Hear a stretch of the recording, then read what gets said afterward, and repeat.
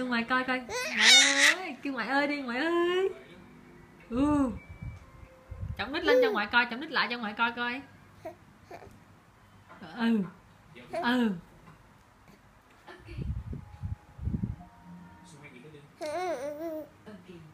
Từ lúc Di Sảnh về đến giờ chúng ta vẫn chưa đi ăn bữa cơm sum họp. Mẹ muốn tới nhà con cùng cả nhà ra ngoài ăn được không? Nhà hàng em đặt những món ăn rất là chút ít của con. Con nói tối nay con rảnh hả?